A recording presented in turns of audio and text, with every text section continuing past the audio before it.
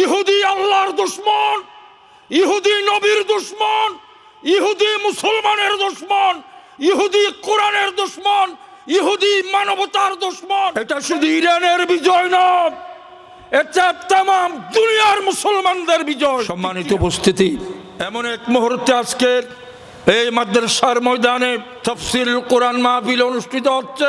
আপনারা জানেন আল্লাহর রহমত, নাসরুম মিনাল্লাহি ওয়া ফাতহুন করিব, সাহায্যকার পক্ষ থেকে বিজয়, বিজয় দানকারীও আল্লাহ, সাহায্যকারীও আল্লাহ।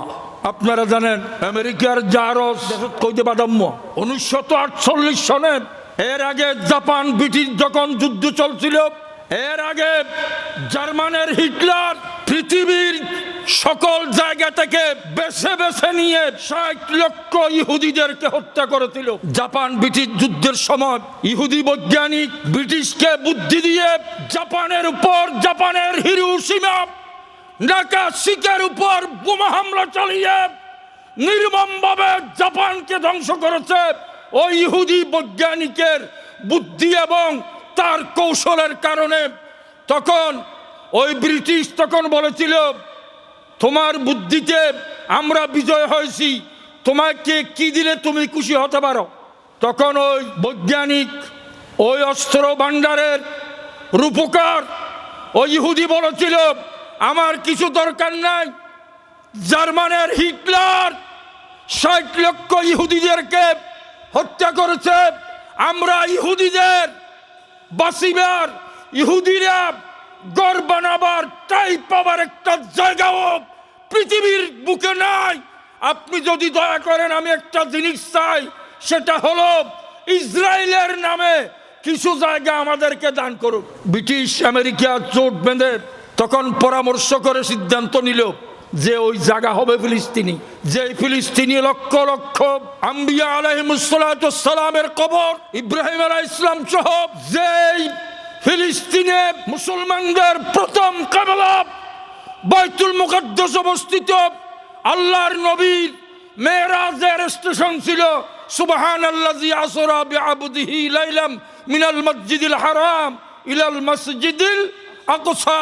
ওই আল্লাহর পবিত্রতা, যে আল্লাহ তার বান্দা মুহাম্মদ সাল্লাল্লাহু আলাইহি ওয়াসাল্লামকে রাতের অল্প সময়ে মক্কা শরীফ থেকে বাইতুল মুকাদ্দাসে ভ্রমণ করাইছিলেন, তিনি আল্লাহর তসবিহ। সেই বাইতুল মুকাদ্দাস ফিলিস্তিনে অবস্থিত।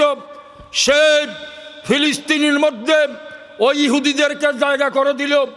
ছোট্ট ঘর বানিয়ে কয়েকটা পরিবার ছিল। এই পরিবার বড় করতে করতে করতে করতে বড় হয়ে 48 সালের তারা ইসরায়েল নামক একটা রাষ্ট্র আমেরিকায় নাম দিয়ে দিল। আমেরিকার জারজ হলো ইসরায়েল। সেই ইসরায়েল মুসলমানদেরকে ফিলিস্তিনে মারতে মারতে গেল কতদিন আগে ইরানের উপর গভীর রাত্রে তারা হামলা চালিয়েছিল।